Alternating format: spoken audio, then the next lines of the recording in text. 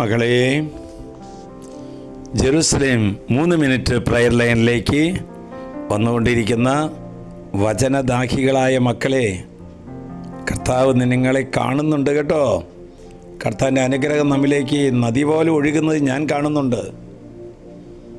ഒരു മനുഷ്യ ജീവിതം ധന്യമായി തീരാൻ, ഐശ്വര്യപൂർണമായി തീരാൻ, നീ സാധാരണക്കാരനായിക്കൊള്ളട്ടെ, അസാധാരണക്കാരനായിക്കൊള്ളട്ടെ, വിവാഹിതനായിക്കൊള്ളട്ടെ, അവിവാഹിതനായിക്കൊള്ളട്ടെ, പണ്ഡിതനോ പാമരനോ ആരുമായിക്കൊള്ളട്ടെ, നീ എന്തു ചെയ്യണമെന്ന് വചനം നമ്മെ ഉത്ബോധിപ്പിക്കുകയാണ്. വചനം നമ്മുടെ ഹൃദയത്തിൽ വന്ന് തട്ടണം കേട്ടോ. ഇതാ കർത്താവ് തരുന്ന വചനം, സുഭാഷിത പുസ്തകം 21-ാം അധ്യായം 23-ാം വാക്യം. സ്വന്തം അധരങ്ങളെയും നാവിനെയും നിയന്ത്രിക്കുന്നവൻ ഉപദ്രവങ്ങളിൽ നിന്ന് രക്ഷപ്പെടുന്നു. എല്ലാവിധ ഉപദ്രവങ്ങളിൽ നിന്നും, പാപശാപ ബന്ധനങ്ങളിൽ നിന്നും ഒക്കെ രക്ഷ പ്രാപിക്കാൻ 2 കാര്യങ്ങൾ. ഒന്ന്, നാവിനെ നിയന്ത്രിക്കുക. 2, അധരങ്ങളെ നിയന്ത്രിക്കുക. ഒരു സാധാരണ മനുഷ്യനും അസാധാരണ മനുഷ്യനും തമ്മിലുള്ള വ്യത്യാസം നാവിൻ്റെ നിയന്ത്രണത്തിലാണെന്ന് ഈശോ എന്നോട് പറയുകയാണ്.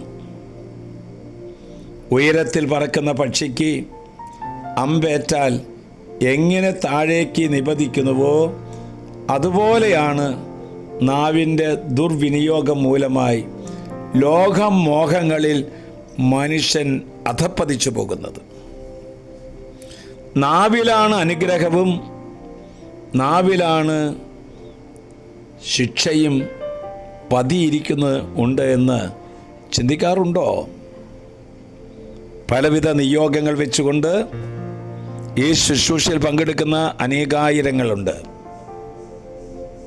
പരീക്ഷാ വിജയത്തിന് വേണ്ടി, ഇൻ്റർവ്യൂവിൽ പാസ്സാവാൻ വേണ്ടി, മെഡിക്കൽ ടെസ്റ്റ് കുഴപ്പമൊന്നും ഉണ്ടാകാതിരിക്കാൻ, നല്ല കുഞ്ഞുങ്ങളെ നൽകാൻ, സന്താന സൗഭാഗ്യമുണ്ടാകാൻ, തുടരെ ഉണ്ടാകുന്ന അപകടങ്ങൾ വിട്ടുപോകാൻ, നിരന്തരമായി വന്നുകൊണ്ടിരിക്കുന്ന ഗർഭം അലസൽ അതിൽ നിന്ന് വിടുതൽ പ്രാപിക്കാൻ, പാരമ്പര്യ രോഗങ്ങളിൽ നിന്ന് വിടുതൽ പ്രാപിക്കാൻ, മാനസിക രോഗങ്ങൾ അങ്ങനെ ഒട്ടനവധി കാര്യങ്ങൾക്ക് വേണ്ടിയിട്ടാണ് ഈ പ്രയർ ലൈനിൽ നമ്മൾ സംബന്ധിച്ചുകൊണ്ടിരിക്കുന്നത്.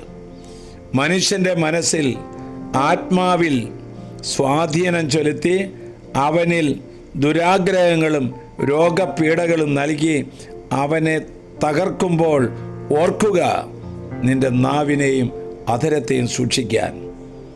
ഈശോ അധികാരത്താൽ ദുഷ്ടാരൂപിയെയും അശുദ്ധാത്മാക്കളെയും ബന്ധിച്ച് മോചിപ്പിക്കുകയും ദൈവകൃപയും രക്ഷയും നമുക്ക് ഓരോരുത്തർക്കും നൽകുകയാണ്. ഇത് സ്വീകരിക്കുന്നത് നാവിൻ്റെ പ്രയോഗത്തിലൂടെയാണ് എന്നാണ് വചനം അനുസ്മരിപ്പിക്കുന്നത്.